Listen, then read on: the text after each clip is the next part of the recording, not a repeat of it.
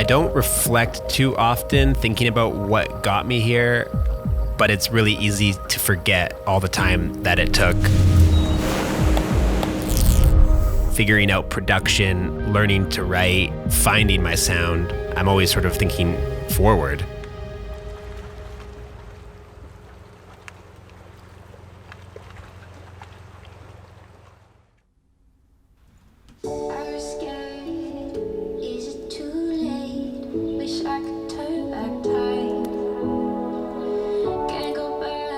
We're here in downtown Vancouver at my studio, putting the final touches on the last song on my album. It's about 3 years of work all put together. I think I got it to a place that I'm really, really proud of. At the end of the process of sort of mixing this record, I just wanted to get away. My uncle has a cabin up on the Sunshine Coast, and I went there to finish the final mixing stages of my record. Ford and the JUNOs reached out and they wanted to see where that process went down, so we're going back there to work on the final song. Ford sent me the new Mustang Mach-E, so we're gonna take that there right now.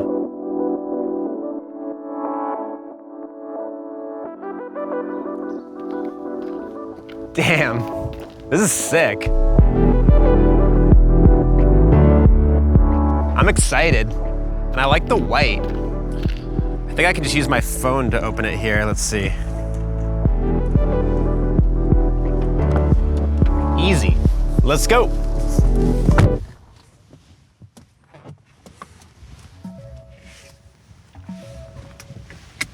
Damn, this is roomy. I love the size of this display. Also, it is insanely quiet in here. I feel like I'm in a fully soundproofed music studio right now. All right, let's try this voice nav.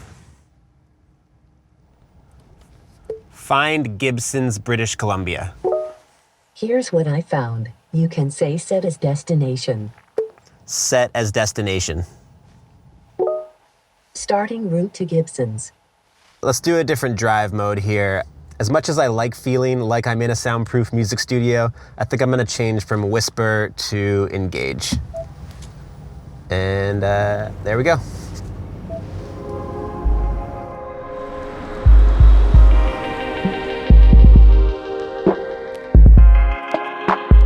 When I was in middle school, my friends had a punk band that I really wanted to be a part of, and randomly the singer left the band, and I just sort of volunteered myself. I'll be the singer in the band, I said, even though I had no experience singing or really writing music at all. From there, we just started jamming every day, writing songs after school, and it was fun, and we didn't take it too seriously. It was just like good times because we were 13 years old. Growing up in New West, I have this memory of playing a few shows at this place called Snackers, which was a samosa shop.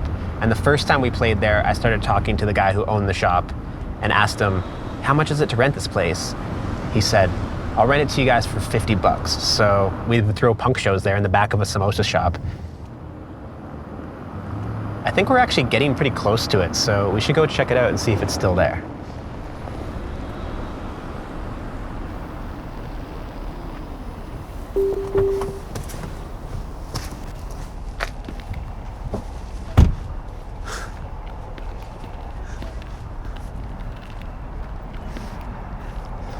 Damn.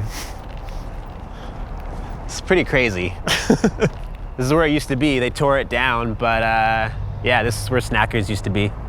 It's kind of tripping me out a little bit because I haven't been here since high school, and honestly, I can't believe that we used to come here and do punk shows, but wouldn't have traded it for anything else. I think punk music was important to me because it felt like people who weren't musicians were making music. People were very open to people trying stuff. It was just like, oh, yeah, why would there be rules?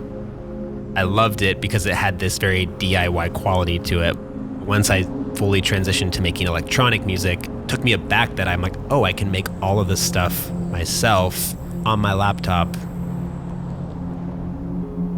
I found that to be a lot more empowering because I'm the one in the driver's seat.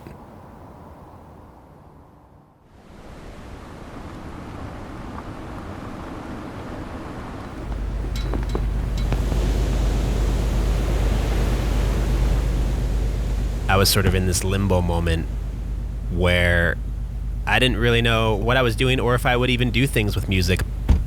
It sort of came out of the ashes of my band breaking up. We'd all started going to different schools and the timing just wasn't working anymore. On the side, I was just messing around with some electronic software and it was fun. As I put it out there online, I got some responses back that were encouraging, that kept me motivated to just keep exploring that. Not with any like grandiose plan in place. As that happened, other DJs kept playing my stuff. I got a message from Steve Aoki and he told me he was a fan of my music and had been playing it. He invited me to play a party in Los Angeles, the Dim Mak party.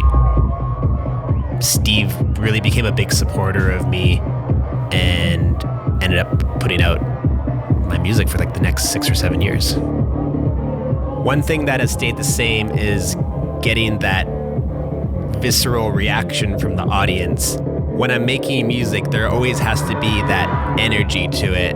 It has to feel authentic and resonate with me as well as the audiences when they're hearing it. When I've done that correctly, there's an exchange between me and the audience and they're giving me that back. My pursuit is always finding new ways to tap into that feeling.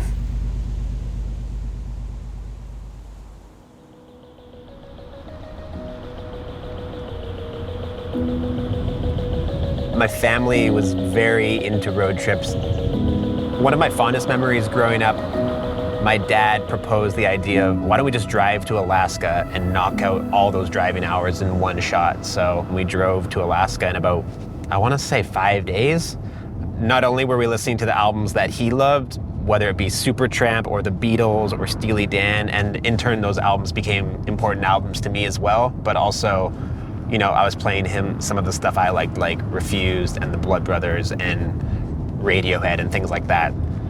Man, I can't believe we have 320 kilometers left of range with only 81% battery. That's actually pretty crazy.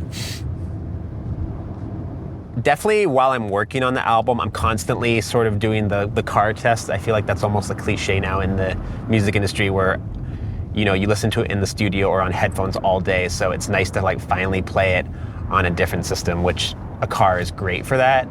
Actually, I have one of the final mixes of my songs done. Why don't we throw it on the Mach-E B&O sound system and see how it sounds? Yeah, so this track is called Going Up. It's one of the instrumental tracks on my album. And I've been playing with the idea of vocal chops for the last 10 years of my career and really just trying to hone that in and make it my own sort of identity. And this is sort of me pushing that as hard as I can possibly push it.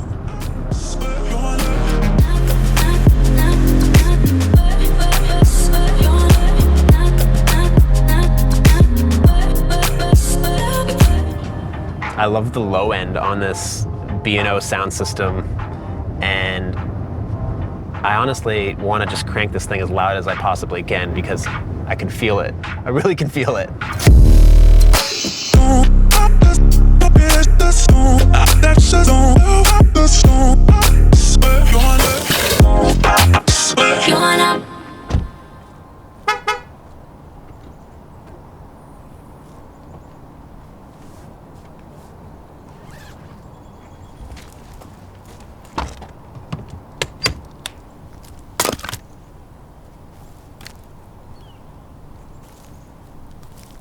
I think a change of scenery once in a while is really important. Every artist sort of romanticizes that idea of like locking themselves in the woods somewhere and working on music. I just took some time to sort of get away from city life, be a little bit isolated.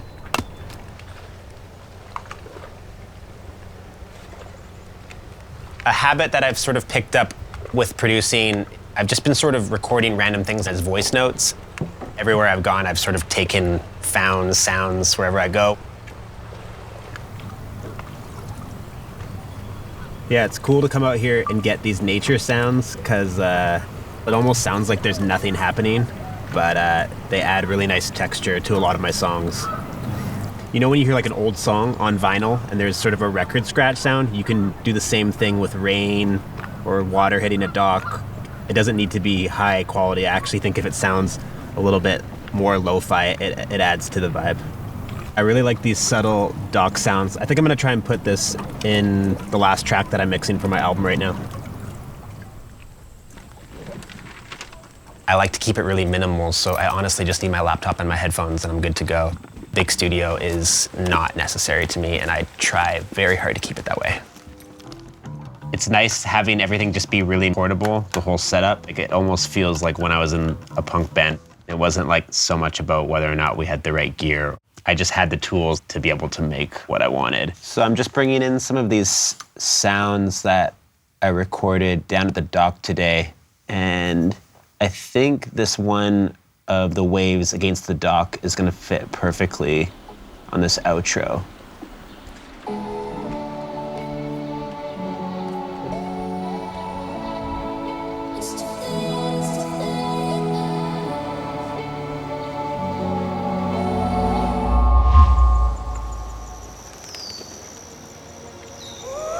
I think when people talk about success, they think it's this one catalyst moment that changes everything.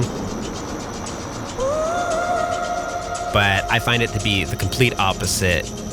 It's a thing of momentum where you're stacking all of these small moments on top of each other.